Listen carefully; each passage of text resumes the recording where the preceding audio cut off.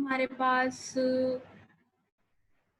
अगला पार्ट है system review का, फिर इवैल्यूएशन। ये दो एलईक्यूज हैं, उसके बाद हम बस करेंगे आगे। जो है वो दो एलईक्यूज हैं वो हम कल पे छोड़ेंगे, थोड़े से समझने वाले भी हैं और थोड़ा टाइम टेकिंग है, ठीक है।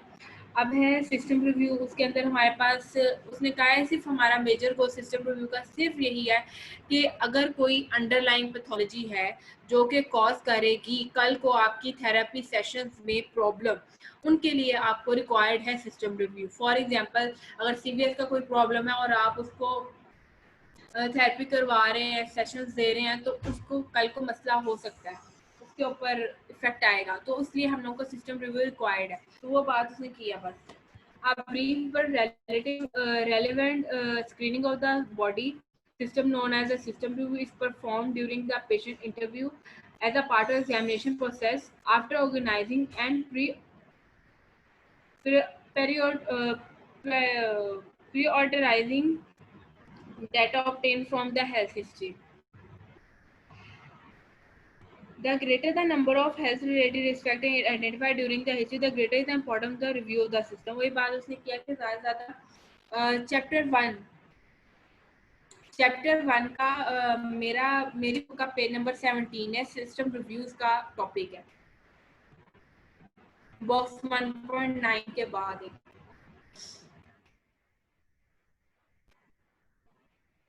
और उसमें हमारे पास कौन कौन से सिस्टम्स आ जाते हैं।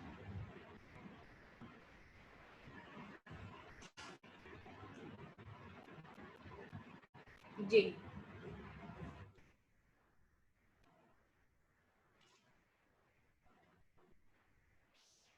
जो मैंने बताया था ना अभी आपको पीछे के, हम लोगों ने न्यूरोमस्कुलर,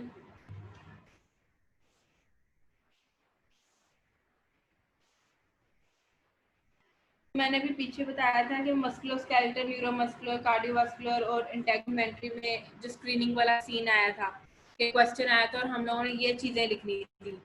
अब उसने कहा है कि स्क्रीनिंग में हम लोगों ने चीज़ें देखनी क्या होती हैं। अगर सीवीएस है, हम लोगों ने क्या देखना है, हार्ट रेट देखना है, रिदम देखनी है, रेस्पिरेटरी रेट देखना है, ब्लड प्रेशर देखना है। जब आप जाते हो ना मेडिसिन वार्ड में,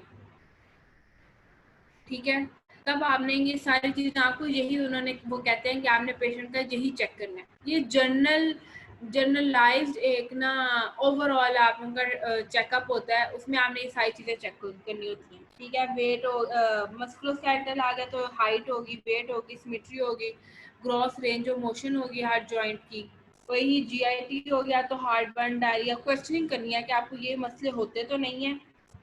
जैसे सर आसिफ ने आप लोगों को वार्ड में बताया होगा कि ये सारी प्रॉब्लम्स लिखो, साथ में नो नो नो या क्रॉस लगाते रहो हिस्ट्री के दौरान, वो सारी बातें हैं।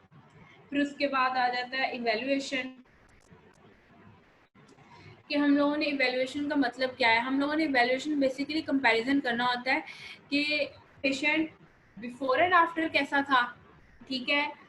अब बिफोर एंड आफ्टर में, बिफोर में हमारे पास उसके इन्वायरमेंटल फैक्टर, पर्सनल फैक्टर्स, उस पर क्या इफेक्ट कर रहे थे, और अब आफ्टर यानी कि विद डिजीज उसके ऊपर क्या इफेक्ट कर रहे हैं और उसकी क्वालिटी ऑफ वर्किंग कैसी है एंड ऑल दैट। उसमें evaluation is the process characterized by the interpretation of the collected data. The process involves analysis and integration of the information to form opinion by means of series of sound clinical decision. ये तो उसकी वो जो पेट definition है ना, words ऊपर नहीं हो सकते वो है। लेकिन examination of therapist must be done under which fields, on which fields, तो ये हमारे पास 8 पॉइंट्स है, उनके ऊपर आएगा कि हमारे पास patient general health status and its impact on current and potential function, acuity and chronicity and severity of the current condition, extent of structural and functional impairments of body system, impact on functional abilities, which impairments are related to which activity limitations। General बातें हैं कि आपको आराम से समझ आएगी, इनमें कुछ भी नहीं है। इवैल्यूएशन में आपने कंपैरिजंस करने हैं, एक चीज का दूसरे पे इफेक्ट चेक करना है, ठीक हो गया। वही बातें सारी उसने की हैं कि आपने वो चेक करनी है और वो आपने इवैल्यूएट कर लेना है। उसके बाद अगला है प्लान ऑफ केयर। ये थोड़ा शायद आगे पीछे हो गया मुझे लग रहा है कि मेरे को। हाँ, वो प्लान ऑफ केयर वाले पेज की ना तस्वीर रह गई है। ये plan of care,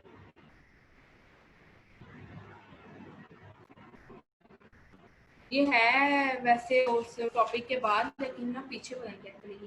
plan of care में हमारे पास क्या है, सबसे पहले हमने गोल सेट करने होते हैं, फिर हमने expected function outcome that are meaningful, utilitarian, stable and variable. हम लोगों ने उन फंक्शनल आउटकम्स का हम लोगों ने एक्सपेक्टेड एक इंफॉर्मेशन रखनी है कि हाँ हमने ये करना है, तो हम लोगों ने उसके एज ए रिजल्ट हमें क्या मिलेगा, तो हम लोगों ने उन चीज़ों को देखना है। Extent of improvement, predicted and length of time necessity to reach that level. क्या आप लोगों ने हमारे पास एक टाइम ड्यूरेशन के जितने में हम लोग ने ये अपना थेरेपी सेशन लेके जाना है वो देखना है। स्पेसिफिक इंटरवेंशन के हम लोगों ने क्या करवानी है। इंटरवेंशन हमने थेरेप्यूटिक इंटरवेंशन सबसे पहले हम लोगों ने पढ़ी थी क्या थी, कि स्ट्रेचिंग करनी है, हम लोगों ने वेंटिलेटरी ट्रेनिंग करनी है, हम लोगों ने सीवीएस से रिलेटेड हमने एक्सरसाइज करवानी, वो सारी बातें आ जाती हैं। Propose frequency and duration of intervention के हम लोगों ने कोई भी एक फील्ड को कितनी दफ़ा करना है, एक पॉइंट को कितनी दफ़ा करना है, उस बारे में बात आ जाती है। And specific discharge of plan, कि जब हम लोगों ने एक पेशेंट को अब थेरेपी से रिलीज करना है, फारिग करना है, तो हमारे पास उसके डिस्चार्ज प्लान क्या होगा। कि हमने जो एक प्लान ये होता है ना कि हम लोगों ने स्लो टू नहीं नहीं थोड़ा सा ही है बस, खत्म हो रहा है, सॉरी। अच्छा, जिन बच्चों के पास ना पीछे वाला गया नहीं है ना, उसके अंदर कुछ भी नहीं है, सारा जो है इंटरवेंशन वाला बस मैं टॉपिक लेके पीछे जा रही थी। इंटरवेंशन थेरेप्यूटिक इंटरवेंशन को दिखानी है बस। बाकी आपको ना रिकॉर्डिंग अभी मैं ना गूगल ड्राइव पे अपलोड कर दूंगी, तो वहाँ से मैं ना आप लोग शेयर देख लेना, आपको मिल जाएगी। मैं अभी ना ग्रुप में लिंक शेयर कर दूंगी। ये है थेरेप्यूटिक इंटरवेंशन। और टेस्ट का सीन ये हुआ है कि कुछ बच्चों का फार्मा के टेस्ट की बात बच्चों ने की थी, और ना कुछ बच्चों का सप्ली का सीन है, लेकिन वो क्लासेस भी साथ लेना चाहते हैं थोड़ा थोड़ा, कि वो ये भी साथ साथ अपना पढ़ते रहे ना।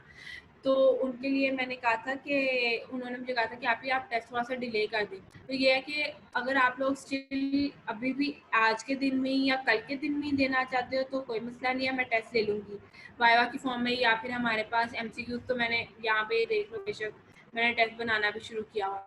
लेकिन अगर थोड़ा डिले उनकी खातिर कर लोगे तो अप टू यू, जिस तरीके से आप लोग होगे उस तरीके से आगे चलेंगे। अभी डिले करते हैं।